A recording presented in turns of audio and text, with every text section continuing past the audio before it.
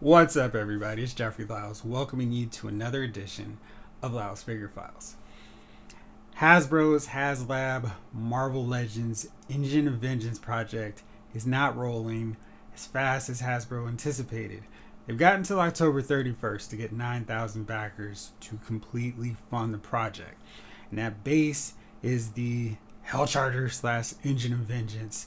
Both modes, stripped down, off-road, kind of chilling, civilian mode, if you will. Then the other is the Ghost Rider infused, flaming tires, flaming engine, etc., etc. To help motivate people to get this project, Hasbro inserted an early bird.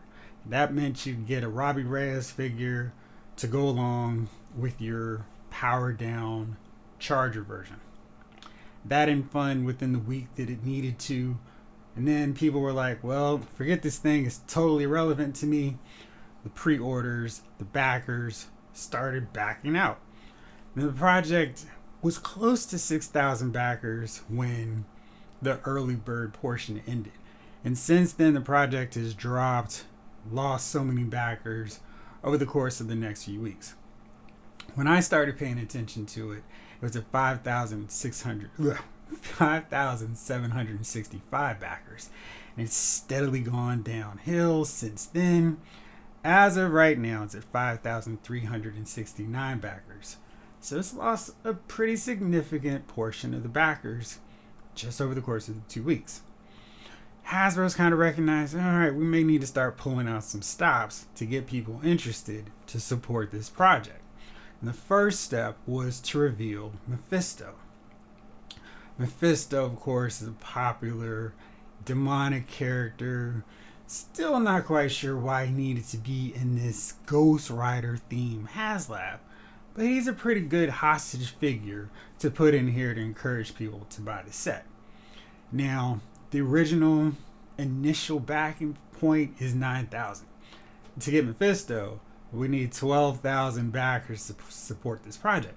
That seems unlikely, especially as the project continues to bleed backers.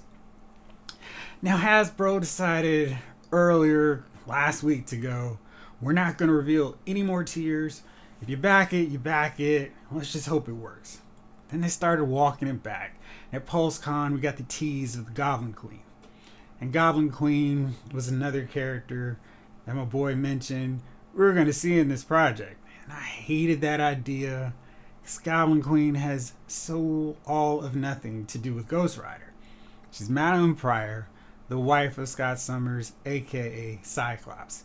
And in Inferno, she gets possessed and gets all this demonic power and influence. Starts hanging out with Mr. Sinister and Nastri and Sim. And she corrupts and possesses the X-Men in their very first encounter with X-Factor. And if you were a fan in the late 80s, early 90s of the X-Men, this was a big moment because in Mutant Massacre, X-Factor, and Uncanny X-Men were both in the Morlock tunnels at the same time. But they were kind of working in different areas, different corridors, and there was an optic blast that kind of came through, and the X-Men were like, hey, what are these guys doing here? And they were kind of like, these guys are posing as mutant hunters. And then X-Factor was like, why are these guys working with Magneto? So there was this little tension that was kind of underlined, but then they'd never actually confronted each other. And it seemed like we were going to get this confrontation at Mutant Massacre, but we didn't. That took until Inferno. So we got this first clash. It starts off with Wolverine kissing Jean Grey, which of course sets everybody off. Archangel starts going after him. It's a great fight. It's so cool watching these two big time mutant teams face off against each other. This all culminates in the teams rallying to fight Mr. Sinister, rallying to fight the Goblin Queen. So she's a pretty important character if you're into that late 80s era of the X-Men, like me. That's really when I got into the team.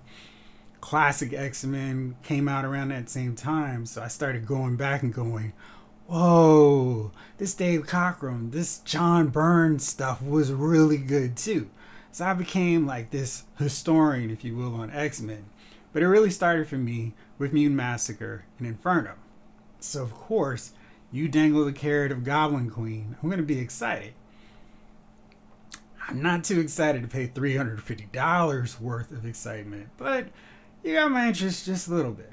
Now, unlike Mephisto, Goblin Queen is the very first tier. She just requires 10,000 backers. So that means the Robbie Reyes Ghost Rider funds at 9,000 just need another 1,000 to get Goblin Queen. And then we gotta stretch out a little bit further to get to Mephisto at 12,000. But then we actually get the reveal today of the Goblin Queen figure. And it just totally ruins the entire point of putting Goblin Queen in this HasLab. Now, when you look at the artwork for Goblin Queen, Mark Sylvester drew her super sexy, super demonic, and all this kind of deal where it's like, oh man, this is risque, even back in that time frame. This Marvel Legends figure decides, let's tone it down. Let's not make this figure too sexy. Because, of course, a HasLab figure is going to be on the shelves at Walmart. It's going to be at Target. It's going to be at GameStop. So all those mothers can clutch their pearls going, gasp, look at this. We've got to protest. We've got to send a rally. We've got to talk to our congressman. We've got to get this figure off the shelf. Actually, that's not the case for HasLab's. That's the entire point of putting Goblin Queen in this paywall.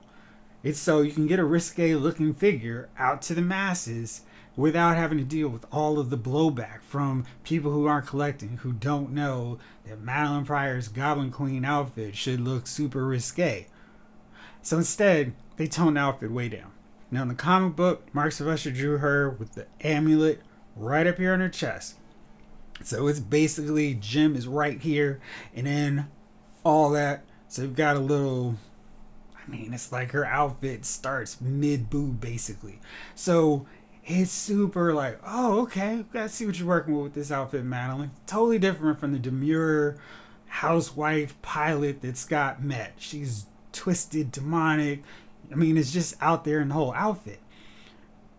But Hasbro decided we're going to take that whole thing down. We're going to start her outfit. She's going to have a crop top and no thong. She's going to have just like basically an enlarged bathing suit bikini bottom. And we're going to shred up her thigh-high boots a little, kind of make it look like it's not as neat. But the whole point is this outfit is supposed to be scandalous. It's supposed to be, whoa. If you're going to do a HasLab with a character like Goblin Queen, you need to go all the way. You can't go, yeah, let's tone it down a little bit. Otherwise, put the figure out at Walmart and Target. Another problem with this figure, Goblin Queen's eyes are whited out.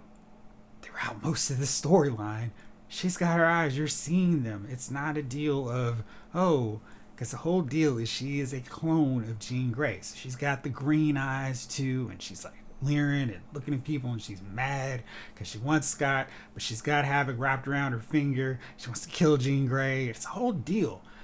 Whited out eyes just kind of take some of that menace out of this figure. And it's a pretty whack render when you look at it, because it's like there's just so many parts that are wrong.